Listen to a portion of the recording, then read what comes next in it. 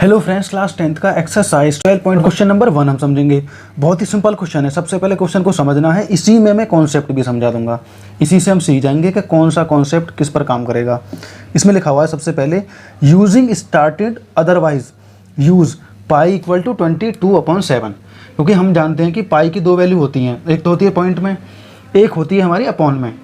तो इसको उसी हिसाब से यूज़ करना है जिस हिसाब से हिंट दिया हुआ हो। मान लो उसमें हिंट दिया हुआ है कि पॉइंट वाली करनी है तो वही करनी है, वरना तो हमें नॉर्मली 22/7 ही इसकी वैल्यू यूज़ करनी है। अब क्वेश्चन को समझते हैं।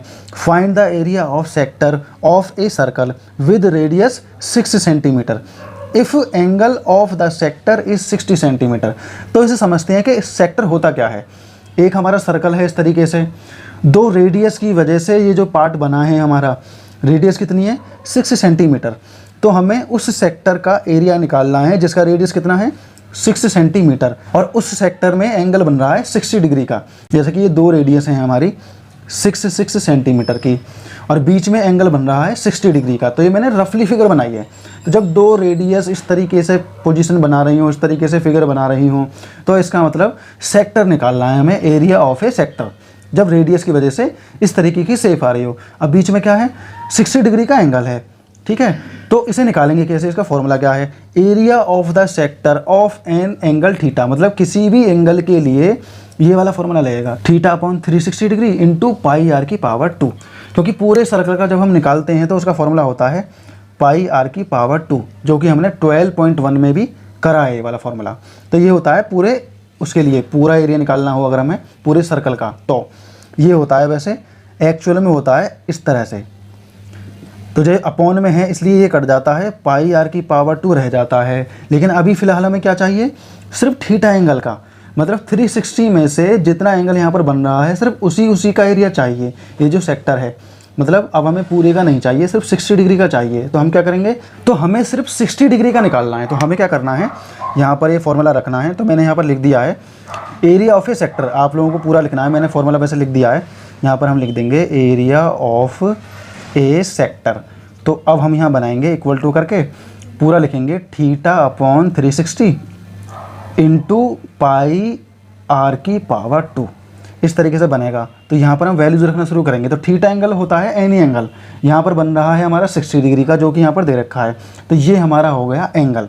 तो हमने यहाँ पर लिख दिया एंगल, कितने में से बन रहा है 360 में से, मतलब ये 360 का एक पार्ट है। कितना पार्ट है वही हमें निकालना है। तो सिर्फ इतना निकलेगा हमारा, ये सब हट जाएगा हमारा, यही हमें निकालना है, ठीक है। तो अब हम इनटू कर देंगे पाई आर की पावर 2। तो पाई आर की वैल्यू रख लेते हैं हम यहाँ पर। तो यहाँ पर हमारा आ जाएगा 22/7 पाई की वैल्यू, और रेडियस हमारा कितना है 6 सेंटीमीटर। तो ये 2 बार मल्टीप्लाई हो जाएगा, 2 बार दे रखा है तो 2 बार मल्टीप्लाई हो जाएगा। और यहाँ पर 0 से 0 कट जाएगा, 6 से ये कट जाएगा हमारा 6 टाइम, ठीक है। तो ये 6 टाइम कट गया, इस 6 से ये वाला 6 कट गया। अब ऊपर हमारा बचेगा 22 और 6, ठीक है ना, मल्टीप्लाई में, गुणा में, नीचे बचेगा 7।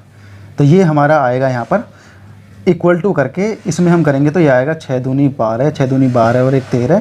तो ये हमारा आ गया 132/7। तो 132/7 ही इसका आंसर है। और एरिया का जो यूनिट होता है वो होता है स्क्वायर यूनिट। तो मैंने लिख दिया स्क्वायर सेंटीमीटर। तो ये क्या है, स्क्वायर सेंटीमीटर में आएगा क्योंकि सेंटीमीटर में दे रखा है। तो हमने सबसे पहले क्या किया था, इसमें हमने एक सर्कल बनाया रफली फिगर, उसमें हमने दिखा दिया कि दो रेडियस मिलाकर एक एंगल बना रही हैं 60 डिग्री का, ठीक है। ये 6 सेंटीमीटर की हैं और ये 60 डिग्री का एंगल है। पूरा एंगल जो बनेगा उसमें से 60 डिग्री का हमें निकालना है। तो हमने क्या किया, 60 डिग्री अपॉन 360, फॉर्मूला क्या था हमारा, theta upon 360 into pi R की पावर 2। पूरे सर्कल की होती है पाई आर की पावर 2 बस।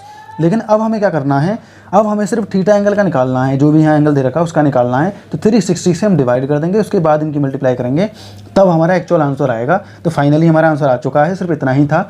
मिलते हैं दोस्तों नेक्स्ट क्वेश्चन में।